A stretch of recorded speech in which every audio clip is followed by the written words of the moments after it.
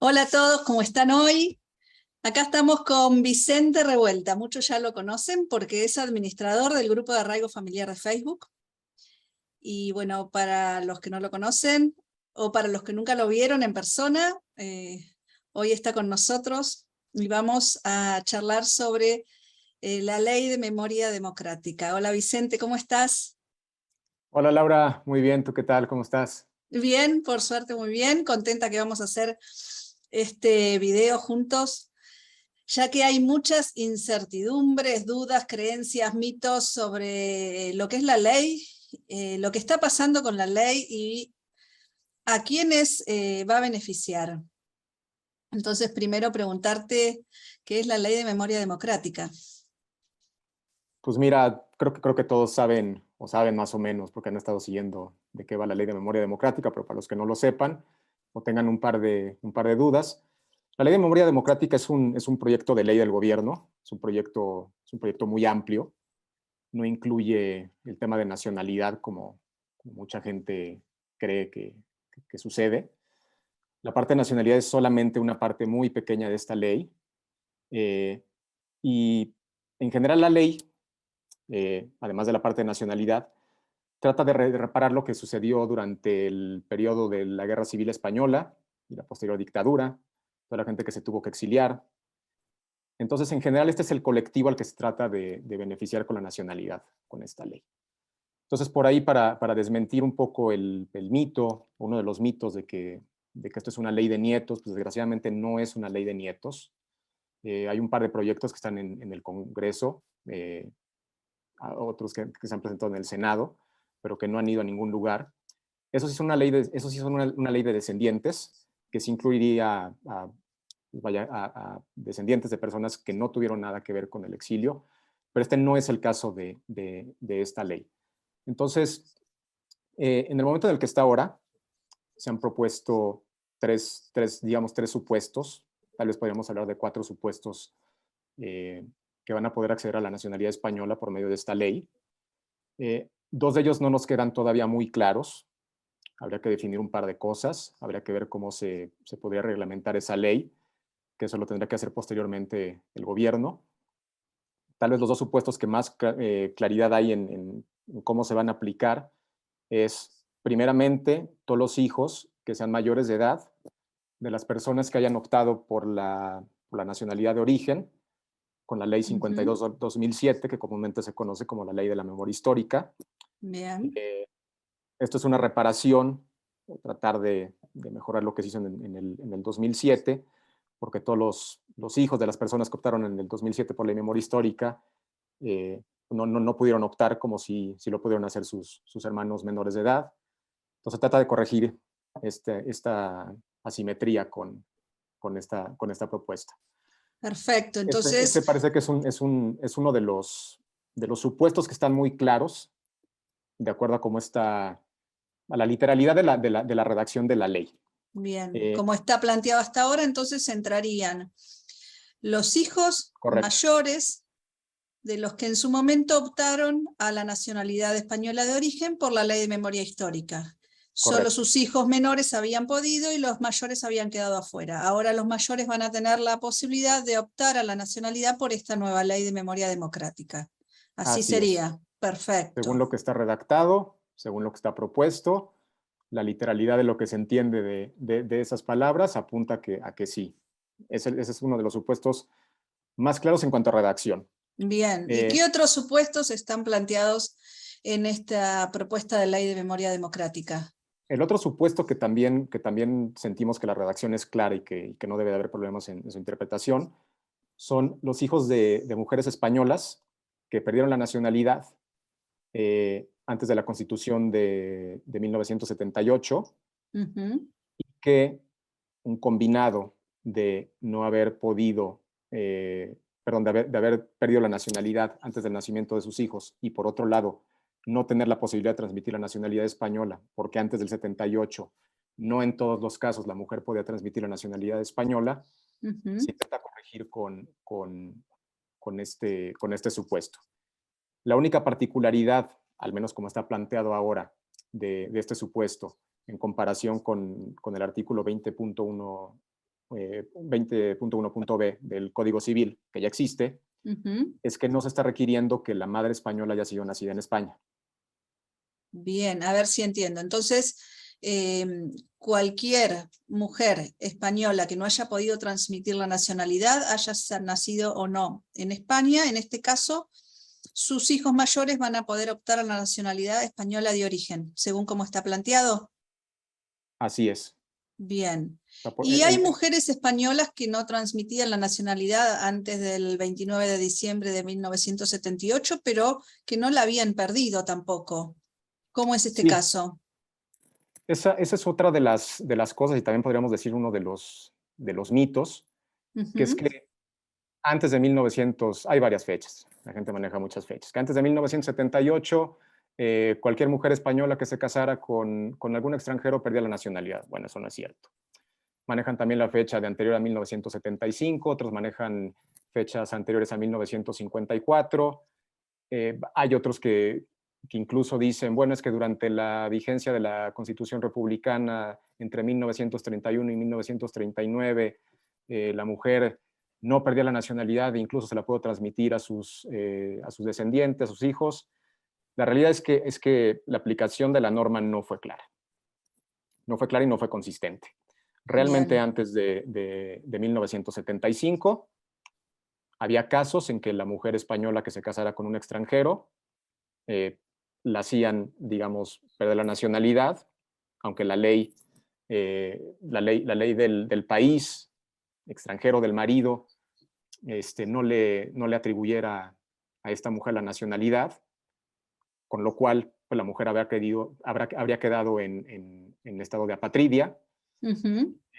Es complejo en ese sentido. Incluso a mí me ha tocado ver incluso casos pues, prácticamente iguales, mujeres españolas que se casaron en el mismo año con un extranjero de la misma nacionalidad, y en algunos casos la Dirección General de los Registros y del Notariado, que ya no existe esta fecha, que ahora es la Dirección General de Seguridad Jurídica y Fe Pública, en algunos casos determinaba que la mujer perdía la nacionalidad y en otros casos determinaba que no la había perdido. Entonces, es complejo.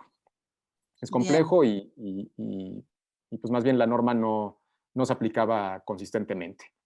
Bien. Entonces, lo que se trata de reparar con esta disposición es que, independientemente de que la mujer hubiera perdido la nacionalidad o no, estaba también el tema de que transmitiera la nacionalidad. Claro.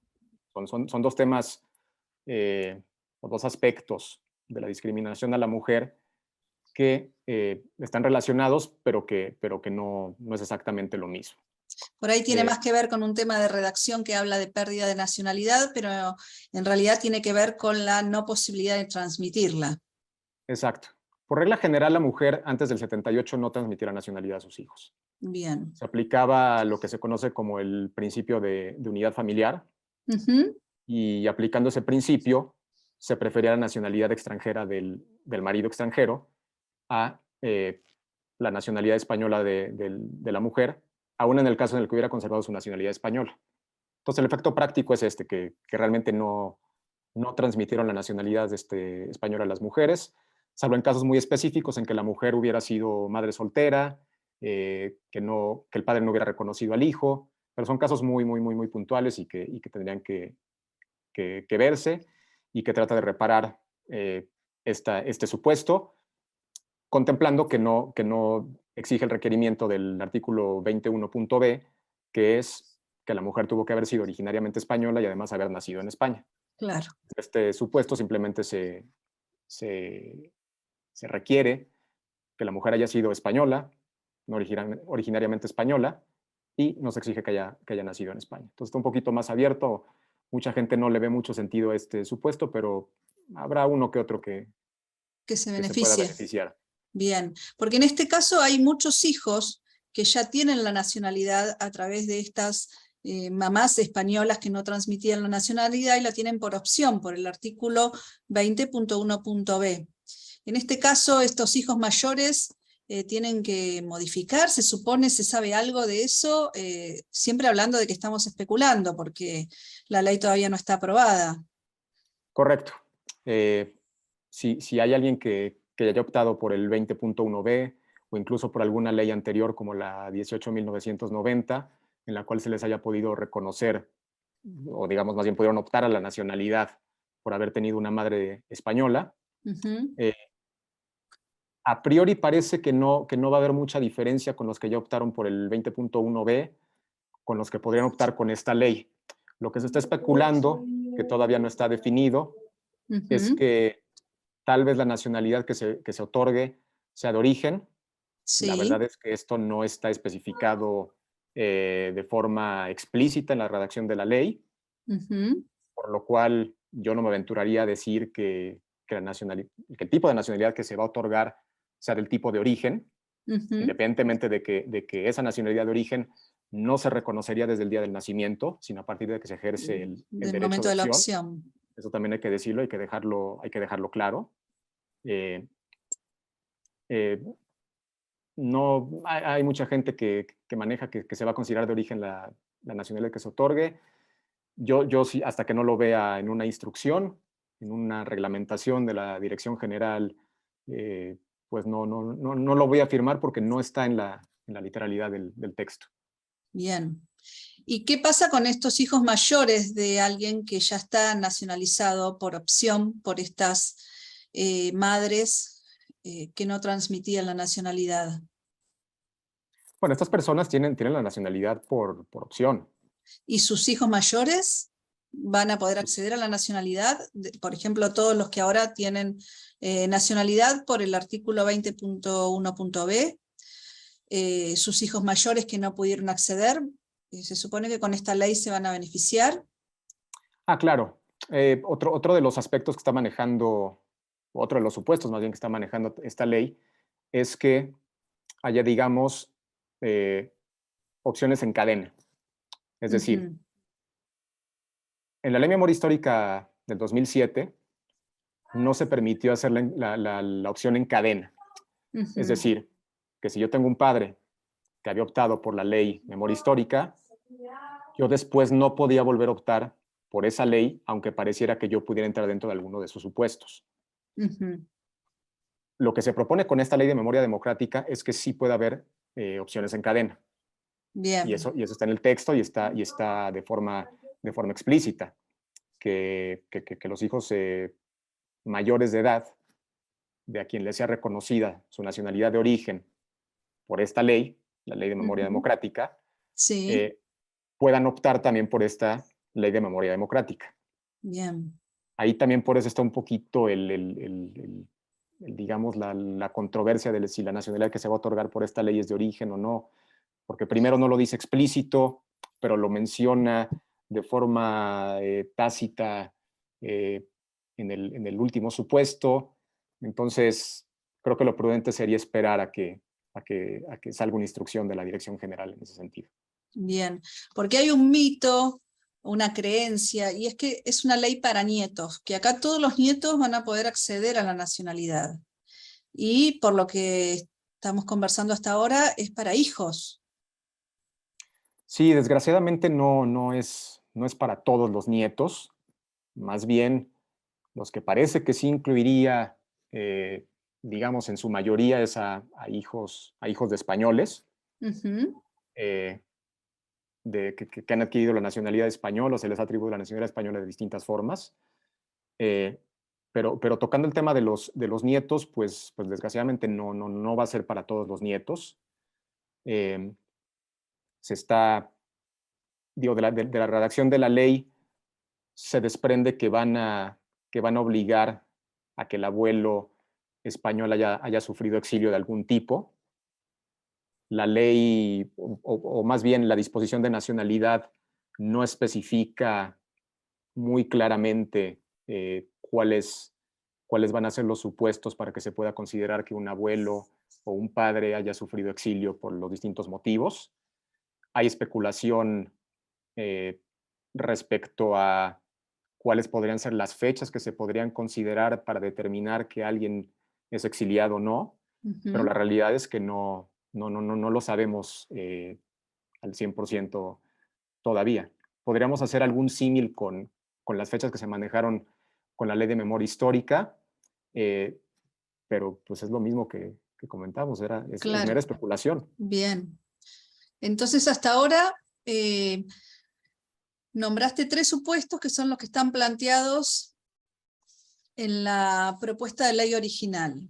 Para repasar, serían los hijos mayores de los que se nacionalizaron por ley de memoria histórica, los hijos de mujeres que no podían transmitir la nacionalidad o porque la perdieron o porque se casaron con un extranjero. Y ahora nombraste el tema del exilio. Correcto. Bien. La semana pasada estuvo dando vuelta una nueva propuesta de ley. ¿Qué hay de eso? No una nueva propuesta, perdón, una enmienda en el Senado. Sí. La ley está, digamos, en la parte final del proceso que lleva un proyecto de ley. Uh-huh. Esta fase final, pues digamos, la validación que le da el Senado, que es una de las 2 cámaras que tiene el Parlamento español.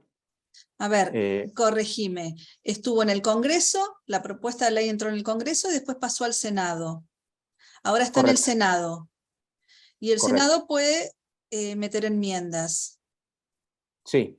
Ahí estamos ahora. Ahora estamos precisamente en ese momento. Bien. En esta parte, digamos, final, que es la parte que tiene que validar el Senado, Uh-huh. el Senado puede introducir enmiendas al texto que recibió y que fue aprobado en una primera instancia por el Congreso. Bien. Los partidos políticos presentan sus enmiendas y luego se tienen que votar, ya sea a través de una comisión o en el Pleno.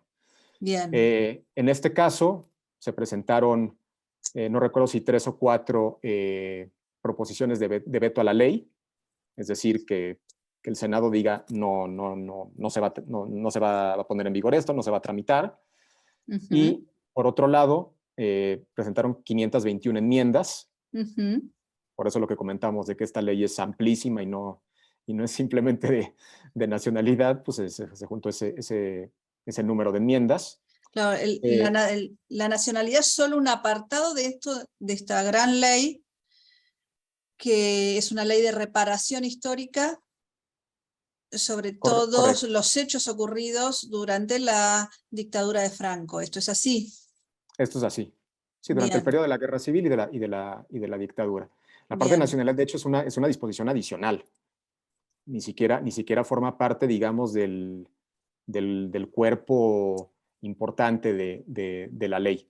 Bien. Pero regresando a la parte del Senado, el Senado puede introducir enmiendas Uh-huh. que tengan que ser votadas por los partidos políticos y si estas enmiendas se llegaran a aprobar,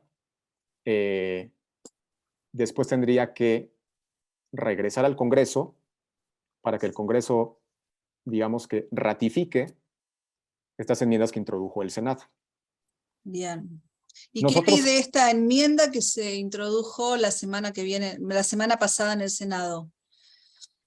hay, de estas 521 enmiendas, hay 3 que, Uh-huh. tocan el tema de nacionalidad, de esta Bien. disposición adicional octava. Introducen un par de mejoras, un par digamos, de cambios técnicos. Y por otro lado, hay uno o dos que amplían realmente el número de personas que estarían beneficiadas por esta ley. Más allá de los colectivos a los que podría beneficiar el que se aprueben estas enmiendas, Uh-huh. nosotros creemos que desgraciadamente no van a ser aprobadas estas enmiendas. De hecho, creemos que no se va a aprobar ninguna de las 521 enmiendas, ni a la parte de nacionalidad, ni ninguna de las restantes del cuerpo del proyecto. Esto porque pues ya vimos que fue más o menos lo que pasó en el Congreso. El Senado, digamos que tiene la misma proporción de partidos políticos. Por otro lado, la comisión del Senado ya dio su dictamen en cuanto a las enmiendas que se propusieron. Y pues no es favorable en el sentido de que se aprueben las enmiendas. Entonces, lo que creemos es que el texto de la ley va a aprobarse por el Senado y va a aprobarse tal cual vino redactado del Congreso. Bien, Que con no va a estos sufrir 3 cambios. supuestos que mencionamos antes. Con estos 3 supuestos. Bien, ¿y cuándo vamos a saber esto? ¿Hay alguna fecha en el Senado como para tratar estas enmiendas o no tratarlas, ir adelante con lo que ya está aprobado en el Congreso? Estas enmiendas se tienen que aprobar en el Pleno del Senado. Y para hacer esto tiene que estar agendado digamos, en la orden del día del Pleno del Senado. ¿Y tenemos fecha? Y ya tenemos una fecha, ya se puede consultar en la página del Senado. No son rumores, no son especulaciones, no es ningún tipo de fuente oscura, ya está publicado. Es información pública y todo el mundo lo puede verificar muy, muy fácilmente. Bien. Está agendando para el pleno del 4 y 5 de octubre. Bien. Si no mal recuerdo, está en la orden del día 5. Uh-huh. Me parece que a las 10 de la mañana, 11 de la mañana, muy tempranito. Bien. Y pues básicamente se van a votar estos 2 aspectos, tanto los vetos como las enmiendas. Que Bien. nosotros creemos que los vetos no se van a aprobar, es decir, que la ley sí se va a tramitar, y por otro lado que no se van a aprobar ninguna de las enmiendas que se propusieron, o sea que la ley saldría tal cual como salió del Congreso. Bueno, y acá tenemos 2 opciones que se abren. Por un lado, que se apruebe tal cual está, y por otro lado, que se le dé lugar a las enmiendas. ¿Qué pasaría en cada uno de los casos? ¿Cómo sigue después? Mira, si llegara a suceder algo extraordinario, que no creemos que suceda, pero todo puede suceder, y que se aprobara, aunque fuera alguna enmienda, Uh-huh. por el simple hecho de que se aprobara una enmienda en el Senado. Y hay una modificación del original. Exactamente. Entonces, todo ese proyecto de ley tendría que regresar al Congreso. Bien. Para validar esa enmienda que se introdujo. Con lo cual los tiempos pues, se alargarían un poco más de lo que tenemos pensado que le tomaría el proyecto de ley. Bien. Esa es una de las opciones que planteabas. La otra opción, que creemos que es la más probable, aunque nunca podemos estar 100% seguros de que eso suceda, pero tenemos confianza en que eso pueda suceder, es que no se aprueben las enmiendas, y entonces lo que pasa es que la ley ya queda, digamos, aprobada. Bien. Ya la aprobó el Congreso, ya la aprobó el Senado. Lo único que quedaría es que se promulgue y se sancione oficialmente, Uh-huh. y que se publique en el BOE. Bien. Esto lo tiene que validar el rey. Entonces, a partir de la fecha en la que fuera aprobada esta ley, se envía, digamos, para que el rey ordene la publicación en el BOE. Sí. Que esto está contemplado en el artículo 91 de la Constitución española, Uh-huh. y a partir de esa fecha de aprobación pueden pasar 15 días hasta que se publique en el BOE. Bien, o sea, nada, estamos muy cerca de esa fecha. Si sale sin que se aprueben enmiendas en el Senado, estamos ya a puertas de que entre en vigor muy, muy pronto. Bien. Cabe aclarar que los que ya nos conocen del grupo de arraigo familiar, no nos gusta especular, claro. No nos gusta suponer, porque en concreto todavía no hay nada, pero lo cierto es que hay mucha ansiedad, mucha necesidad de tener una respuesta, de saber algo por parte de todos, porque esto cambiaría el futuro de mucha gente en cuanto a poder nacionalizarse. Esto para muchos implica poder irse a vivir a España. Entonces, lógicamente, la gente quiere saber. Por eso decidimos hacer un poco este video para explicar, pero bueno, volviendo al comentario anterior, son especulaciones. Hasta el 5 no vamos a tener por lo menos un pasito más concreto. Así es. Después, si esto se aprueba el 5, seguimos con las especulaciones. 15 días más que tarde en publicarse en el boletín oficial. ¿Qué hay de la entrada en vigor de esta ley? Porque hay muchas fechas, se dicen muchas cosas, se compara con la ley de memoria histórica, de lo que fue ese proceso. Bueno, contanos un poquito de esto. Sí, mira, normalmente si una ley no dispone una entrada en vigor específica, Ujú. esa ley entra en vigor 20 días después de que se publique en el BOE. Este no es Bien. el caso de esta ley. Esta ley sí especifica cuándo entraría en vigor, y ¿Y la qué entrada en vigor dice? que está disponiendo esta ley es al día siguiente de que se publique en el BOE. Entonces, y que sería la ley completa. Esto Bien. sería distinto a lo que pasó con la ley de memoria histórica del 2007, que mucha gente también hace comparaciones con lo que pasó antes y lo que puede pasar ahora, Ujú. ya que la ley de memoria histórica, eh, una gran parte, 99% de la ley entró en vigor en 2007. Sin embargo, la misma ley disponía que la disposición de nacionalidad Ujú. entraría en vigor un año después de que se publicara en el BOE. Pero no es el caso de la Ley de Memoria Democrática. Y este no es el caso de la Ley de Memoria Democrática. La Ley de Memoria Democrática, en la disposición que habla de la entrada en vigor, especifica que esta ley entraría en vigor completa, todos los Sí. artículos y todas sus disposiciones, al día siguiente de que se publique en el BOE. O sea que Entonces, podríamos estar hablando que para noviembre ya se podría ir al consulado yo o pienso, al registro civil, en el caso de estar en España, a optar por esta ley.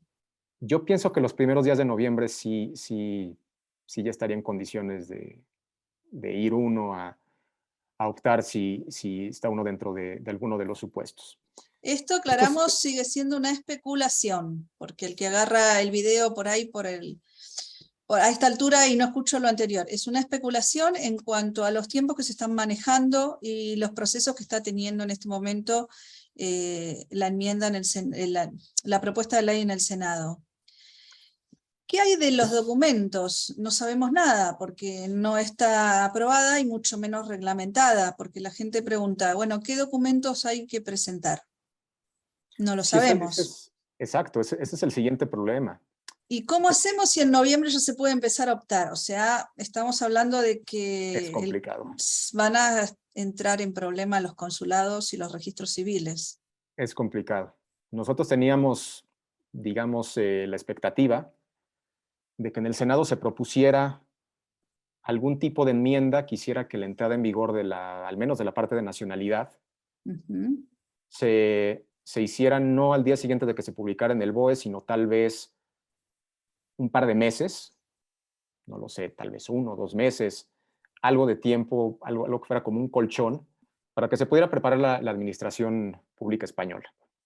Esto en el sentido de que se emitiera una instrucción o algún reglamento para definir las, las cosas que todavía no tenemos claras de la redacción de la ley, cuáles serían los supuestos del exilio, cómo se acreditaría uno u otro, qué documentación se tendría que presentar, Ujú. si va a haber algún tipo de formato o de acta para optar a la nacionalidad específica. Ujú. Eh, pero pues el Senado no introdujo, ni siquiera propuso ningún tipo de enmienda que aplazara la entrada en vigor de la ley. Entonces tal parece que de aprobarse, pues va a tomar a la administración un poco desprevenida, tanto en recursos materiales como de personal, de la aplicación misma de la ley. Mm. Entonces, yo al menos a las personas que están en los casos que están un poco no tan bien definidos, yo les diría que se esperaran un poco, Ujú. que no tomaran turno inmediatamente para ir al consulado o al registro civil en España, Ujú. eh, que esperaran a que se publique la instrucción o el reglamento. También, digo, yo entiendo esa premura de querer ir y ya hacerlo. Es normal, todos somos humanos. Eh, Porque pero además hay muchos, una vez que los que pueden acceder a esta ley la obtengan, también tenemos muchos hijos que después quieren obtener la nacionalidad. claro, Esa es otra de las cuestiones. Entonces, lo que puede pasar es que si uno se va al consulado porque ya quiere optar y cree que tiene derecho, y pues Mm, tal vez puede resultar que realmente no tenga derecho por cómo se reglamenta después la ley, o puede ser más bien una cuestión técnica de que no entregue todos los documentos que tenga que entregar porque todavía no está publicado el reglamento y no se ha definido qué es lo que tenga que entregar, y pues tal vez pueda hacer su proceso un poco más largo que si se hubiera esperado un poquito más. claro, Y también puede dificultarle el proceso a sus hijos menores. Puede claro. atrasárselo, pueden, pueden, pueden incluso, ojalá no pase y tal vez no es el caso de muchos, pero puede pasar que llegue a cumplir la mayoría de edad su hijo, y tal vez no pudiera optar, o que se lo hiciera un poquito más complicado, porque entonces tendría que hacer de esto que hablábamos de las opciones encadenadas, Ujú. y tal vez haría una documentación diferente. Son muchas detallitos que son más como operacionales que están en el aire, por lo cual yo les diría que se esperaran un poquito Bien, vamos a ir a viendo que se cómo se reglamente resuelve todo, sobre la también marcha. en Así es. función de lo que pase el 5, después en función de cuándo se publique en el BOE y de su reglamentación. Yo aprovecho para recordar a los que ya tienen su informe histórico de nacionalidad hecho, que una vez que se apruebe la ley está disponible una actualización sin cargo para adecuar la viabilidad de acceso a la nacionalidad en función de esta nueva ley de memoria democrática. Para los que no saben lo que es el informe, bueno, después vamos a hacer tal vez otro videíto para explicarlo, pero es una herramienta que nos permite saber en qué situación estamos parados con respecto a la posibilidad de adquirir la nacionalidad española. No sé si querés profundizar algo más en esto del informe. O nada más comentar que los informes estos son buenos, eh, pues para saber cómo está la situación, pues de las leyes que afectaron a la transmisión de la nacionalidad, para saber exactamente cuál es su caso. Ujú. Es un repaso histórico. Muchos de estos informes pues llegan a salir los que no sabían que nacieron españoles, que Ujú. Tenemos desgraciadamente pues muchos casos son de muchos gente casos. que ha ido directamente a escribir su nacimiento una vez que tuvo el informe Claro. redactado. Sí. Y que desgraciadamente, eh, pues esto no se los dicen en los consulados por desconocimiento de las leyes. Muchas veces son recorridos familiares de muchos años. La ley española ha cambiado mucho a lo largo de los años. eh, entonces, pues es lógico que muchas veces en los consulados no conozcan todo Claro, lo que ha pasado desde 1889 hasta la fecha. claro. Bueno, mira, te propongo hacer después un nuevo video sobre los mitos de acceso a la nacionalidad. O Ah, con de, muchísimo gusto. sí, porque Estaría muy da bueno. para otro tema, para otro video. Y Claro que mucha sí. gente que cree que no puede acceder a la nacionalidad se va a enterar de que puede. Y eso a mí me encanta. Ese es el momentito que más me gusta, cuando podemos decirle a alguien, mira, andate al consulado a escribir tu nacimiento. Eso. Sí, sí, sí. Así que bueno, te tomo la palabra y vamos a generar otro encuentro para eso. Con Bueno, mucho gusto nos reunimos. sí, sí, sí. Para cerrar este tema, no sé si hay algo que quieras agregar. Si no, después del 5 también nos volvemos a juntar en otro video para ver qué cambios hubo. Sí, no, pues nada más es dar un panorama general y poner los pines sobre ciertos aspectos. Y pues sí, el día 5 tendremos un poquito más definido qué es lo que va a suceder. Esperemos que tengamos noticias, al menos de una expectativa de cuándo pueda haber una reglamentación de la ley para tener cosas más concretas Ujú. y poder Sí, definir. bien, bien. Sí, somos muchos los que estamos al pendiente de poder acceder a la nacionalidad a través de esta nueva ley. Así Es es, cuestión de esperar un poquito, bajar la ansiedad y tratar de no engancharse en las suposiciones, porque a veces eso nos lleva a creer cosas que después no son reales. exactamente. Bueno, Vicente, quiero agradecerte la posibilidad de hacer A esta ti, Laura. entrevista. Abajo vamos a poner links, vamos a poner tu dirección de Instagram por si alguien quiere contactarte. Perfecto. Y seguimos esperándonos en el grupo de Facebook de Arraigo Familiar para cualquier duda. Y los seguimos informando y seguimos comunicados. Perfecto. Gracias. Muchas gracias, Laura, y saludos a todos.